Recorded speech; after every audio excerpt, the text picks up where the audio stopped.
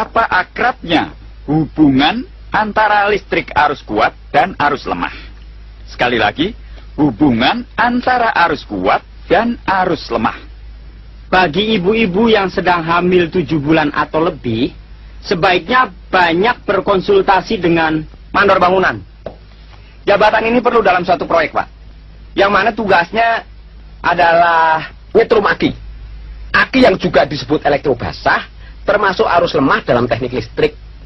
Sedangkan arus kuat dari aliran-aliran PLN dapat digunakan untuk menyetrum ibu-ibu yang sedang hamil. Agar tetap sehat setelah melahirkan, harus banyak makan semen, pasir, oral. Nah, campuran ini disebut Kondom, spiral, atau pil adalah alat kontrasepsi untuk menjarangkan kelahiran. tepat. Agar bayi selalu sehat setelah dilahirkan, harus langsung cor. Dan pengecoran itu sendiri, Pak, harus merata agar dapat menghasilkan TV berwarna, video, kulkas, menggunakan tenaga listrik. Ya, dan cara untuk mengubah tegangan ke dalam arus lemah harus dipakai Popok bayi dan pakaian lainnya harus selalu bersih. Agar bayi tidak masuk angin, setelah dimandikan, bagian perut bayi harus dibalur dengan cat tembok atau pelitur. Itu pun harus disesuaikan warnanya dengan gelombang radio dan frekuensi sebuah alat pemancar ditentukan oleh antena.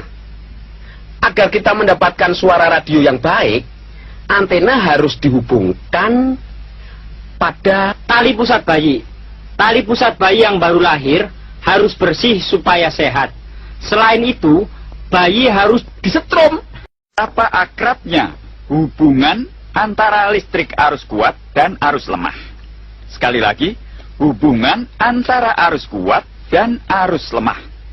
Bagi ibu-ibu yang sedang hamil 7 bulan atau lebih, sebaiknya banyak berkonsultasi dengan mandor bangunan.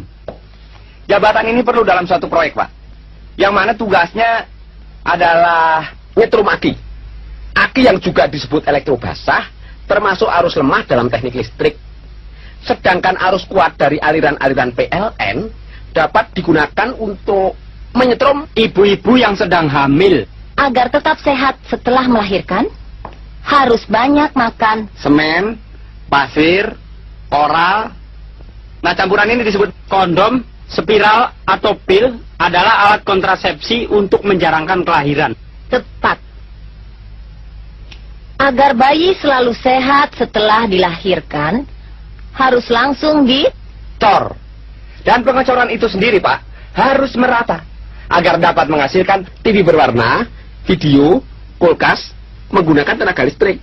Ya, dan cara untuk mengubah tegangan ke dalam arus lemah harus dipakai Popok bayi dan pakaian lainnya harus selalu bersih.